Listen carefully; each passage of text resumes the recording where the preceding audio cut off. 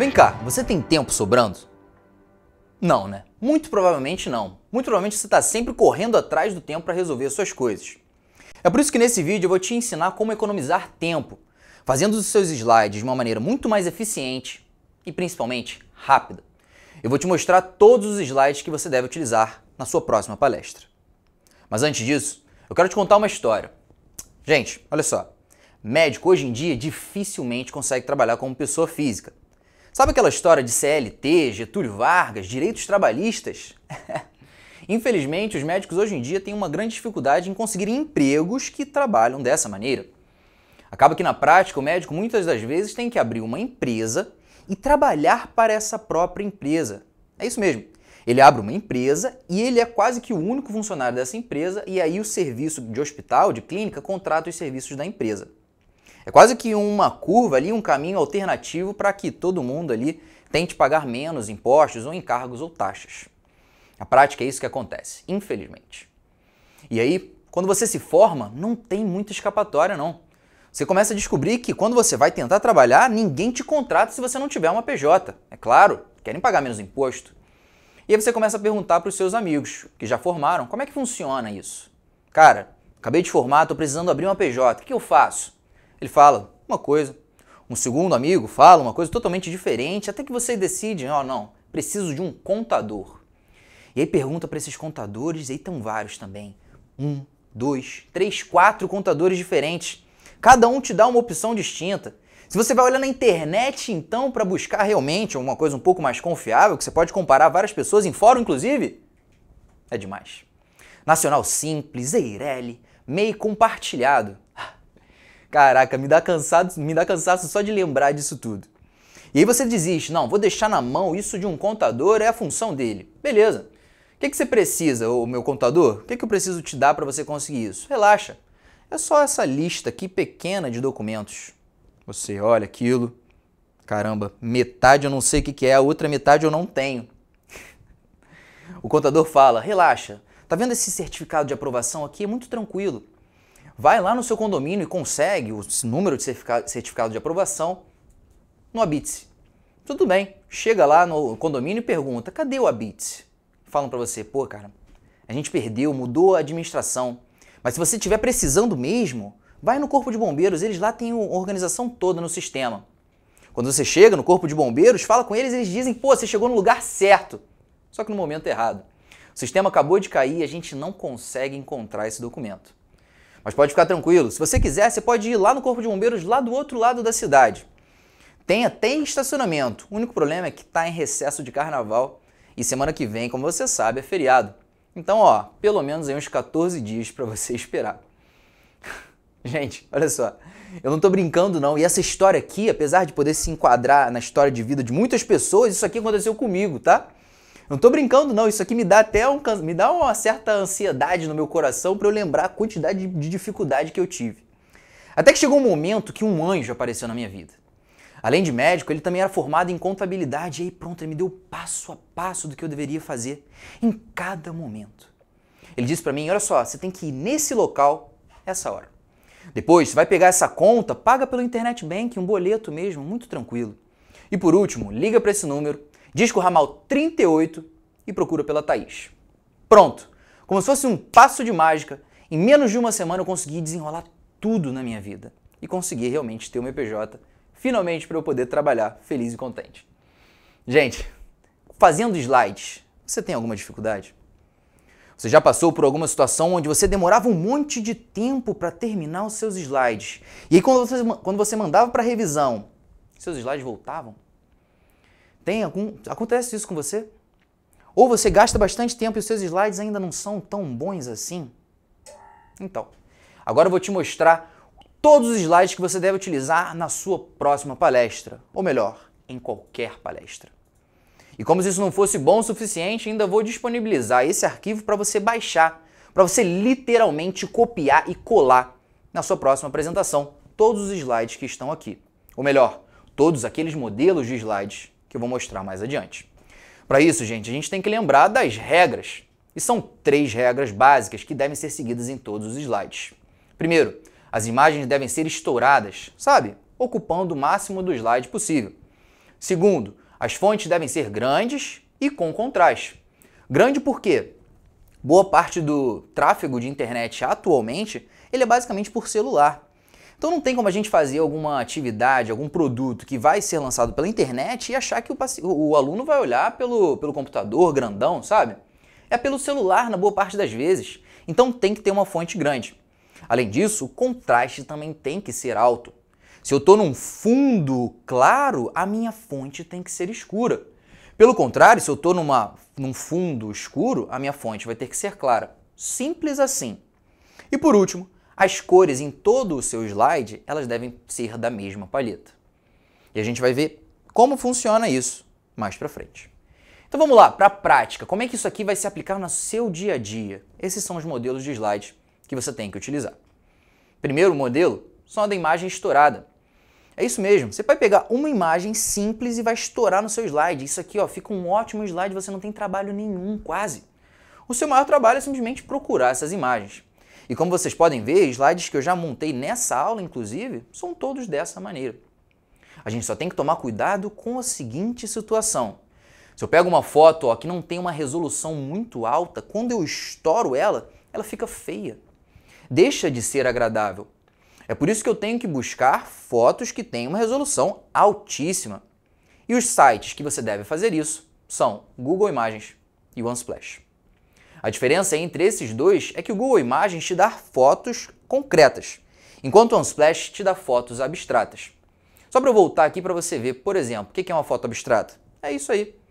Isso aqui, na verdade, eu procurei alguma coisa sobre contabilidade e estava querendo relacionar um contador, e aí botei uma foto abstrata. E essa foto aqui, o que isso significa? Tem algum nome específico para isso aqui? Não, isso aqui não é nada concreto, isso aqui também é uma foto abstrata. Se você quiser procurar fotos concretas, Google Imagens, abstratas, Unsplash. Até existem outros sites para você conseguir isso, mas eu fui vendo ao longo do tempo que essas aqui são tão mais fáceis. E o objetivo de hoje é eu deixar o trabalho tão mais fácil para você que não tem por que você utilizar outro site.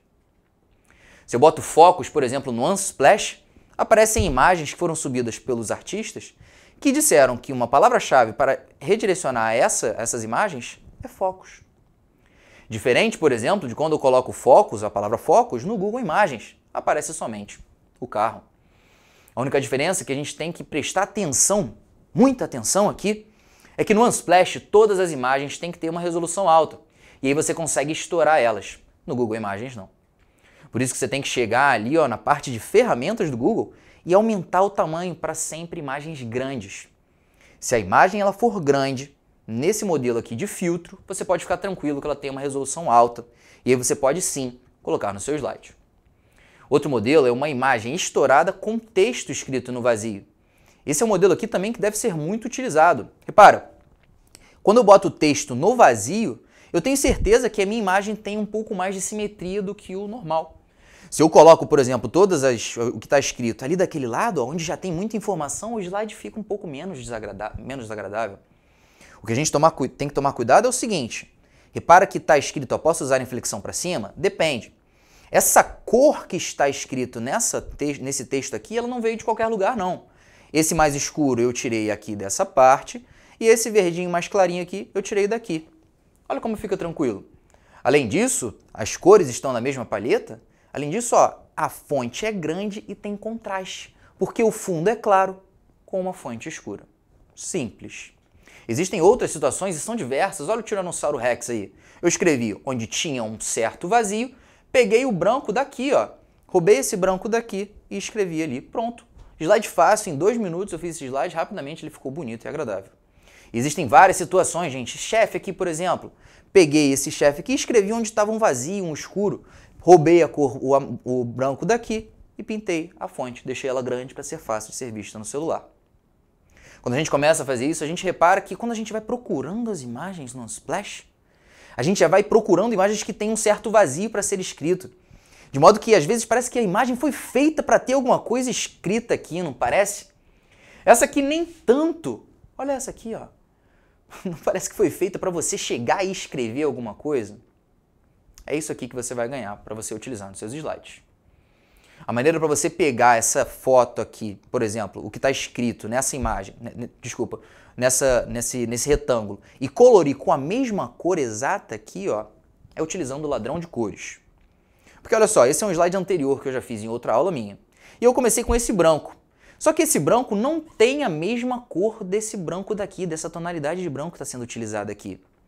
E apesar de ter ficado agradável da mesma maneira, a probabilidade de eu errar é muito maior se eu não roubo com o ladrão de cores. E eu pensei, não, vou botar um amarelo, porque tem bastante amarelo lá no outro slide. Só que ainda assim, não é o mesmo amarelo. Então o que eu fiz? Eu coloquei esse.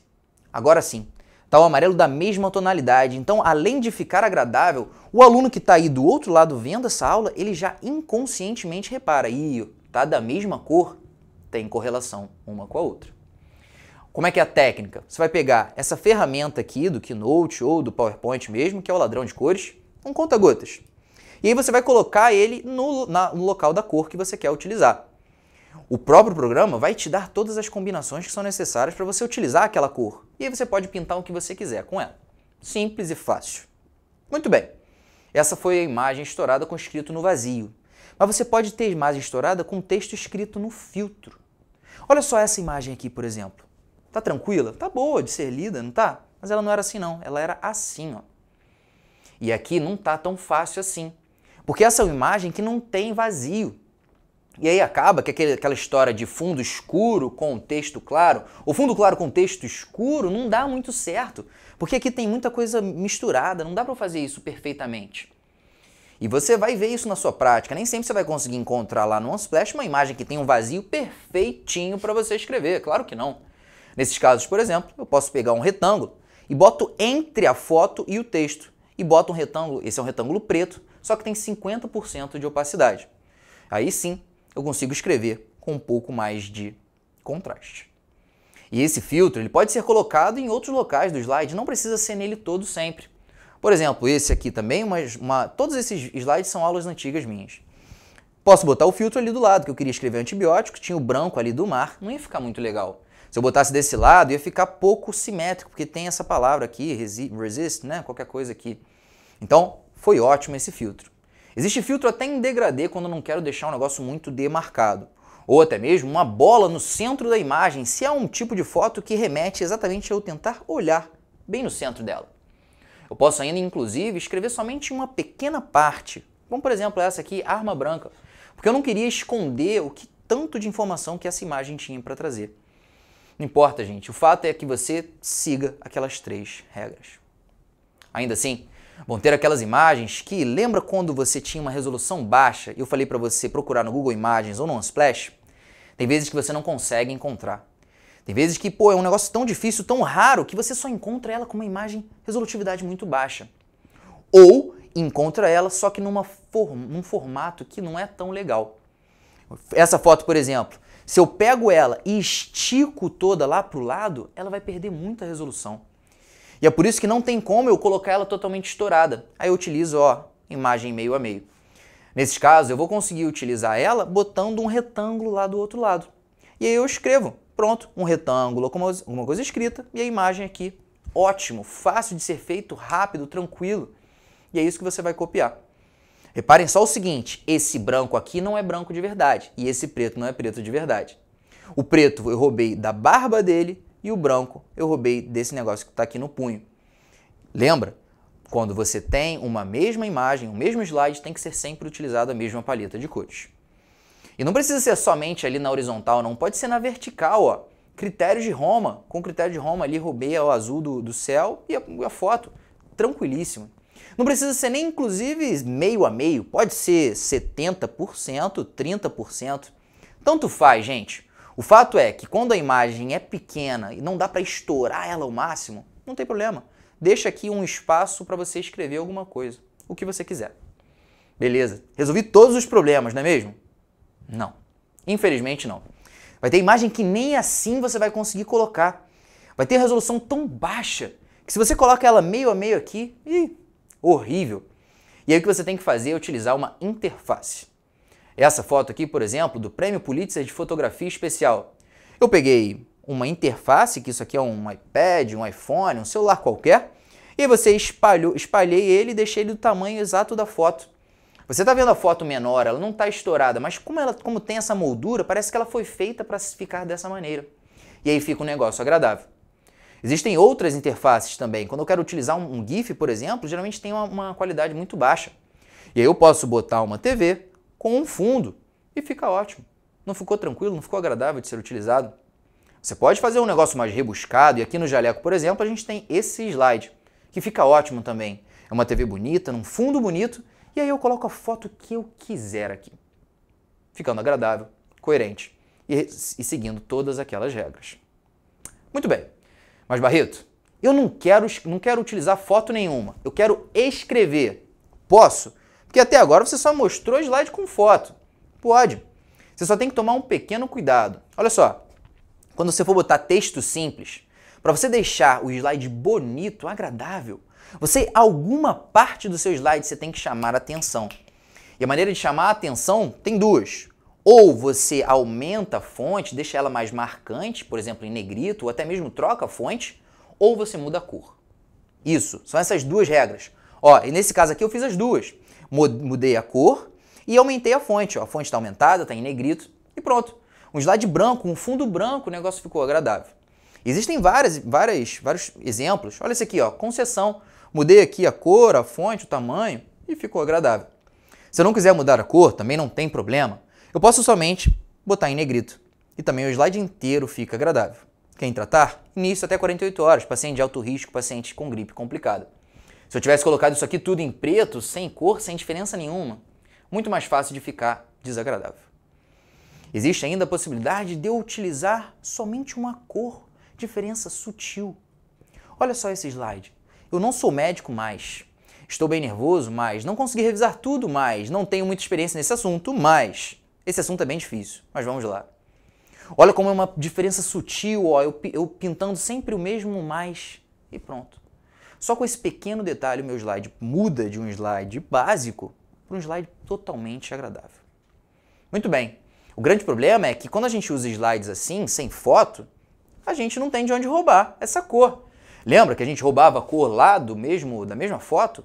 Nesses casos aqui, a gente vai roubar a cor do Adobe Color CC. O Adobe Color CC é uma rede social que tem várias paletas de cores que foram subidas por artistas. Se você é um artista, tudo bem, você pode ir lá pintar. Mas eu ainda assim sugiro que você não faça.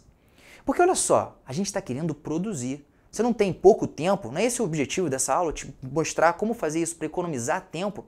Se um cara já escreveu isso aqui, ele já subiu o negócio. Tem um monte de gente que curtiu, fez download, está aqui escrito na sua cara qual que é o que você tem que utilizar. Para que você vai gastar seu tempo pensando em qual você vai pintar o seu slide? Não tem porquê. Então você vai lá no Adobe Color CC, copia aqui, ó, tira print de uma dessas fotos, bota no seu slide, copia, rouba, né, com o ladrão de cores para pintar o seu slide. Aqui no Jaleco, por exemplo, eu posso utilizar a paleta de cores do Jaleco. E vocês vão ver que quase todos os meus slides, 99%, são essas cores. Não tem porquê, gente, eu ficar pensando em outras se pronto, o negócio está pronto. Olha só, eu mostrei para vocês como é que é para pintar um slide que tem texto simples num fundo branco. Mas a gente pode colorir também um texto, na verdade um slide que tem um texto simples num fundo colorido. Aqui é um pouco diferente. Ao invés de eu mudar bastante a minha fonte, eu não posso fazer isso, senão fica uma... Eita, é difícil. Fica uma papagaiada. Quando você tem um fundo colorido, você tem que utilizar um texto branco simples e pronto, acabou. Acabou. Porque o fundo ele chama muita atenção. Gente, só para deixar claro, essa parte daqui eu só estou botando para ficar padronizado, tá? Mas quando vocês forem utilizar, vocês tiram isso. Então, ó, fundo colorido, reparem que são as cores do Jaleco, é da mesma paleta de cores, e o texto em branco. Eu posso fazer isso de diversas maneiras, eu posso brincar aqui várias vezes, ser e mostrar da mesma maneira. Posso botar aqui linhas na verticais, palavras, voz, linguagem corporal, slides. Posso até mesmo escrever somente linguagem corporal em branco reto num fundo colorido. Não fica fácil? Simples, simples, simples, simples. Posso utilizar outras aqui, por exemplo, ó, esse aqui é um menu de uma aula. Introdução, avaliação, triagem, marcha típica e o outro aqui, distúrbio, se eu não me engano, nem lembro mais o que estava escrito aqui. Mas a questão é, você está utilizando um padrão que é a mesma coisa, um texto simples em branco num fundo colorido. E aqui, ó, nesse caso, olha que interessante, porque se eu estou num menu de aula, quando eu passo para uma outra parte, eu posso falar, gente, agora a gente vai falar sobre introdução. E aí eu vou iluminando ponto a ponto. Olha que interessante. A gente ainda pode fazer várias animações com essa jogada. Porque se o texto ele não é tão importante assim, ele só precisa estar em branco, eu ganho um pouco de liberdade para mexer nesse slide. Então essa aula aqui, por exemplo, eu estava falando sobre critérios de sepse nos diagnósticos de 1992 e 2016. E eu falava, galera, vamos falar primeiro aqui sobre os critérios de 92, quando a gente tinha lá SIRS. Vamos lembrar? São 2 critérios para a gente ter o diagnóstico de sepse. Lembra? Temperatura, frequência cardíaca, respiratória e leucócitos. Muito bem, esses eram os critérios de 92. Mas, em 2016 mudou um pouquinho. E a gente mudou de SIRS para o critério de SOFA, que também são 2 pontos, mas aí a gente usa uma tabela com vários outros critérios. Muito bem, aqui nós temos os critérios de 2016. Galera, eu mostrei para vocês agora todos os slides que vocês devem utilizar em qualquer palestra futura que você for fazer. Eu te mostrei, inclusive, que eu vou deixar aqui disponível os slides para você baixar, para você literalmente copiar e colar na sua próxima apresentação. Agora sim, você está pronto para economizar tempo e fazer slides de uma maneira mais eficiente e rápida. Muito obrigado.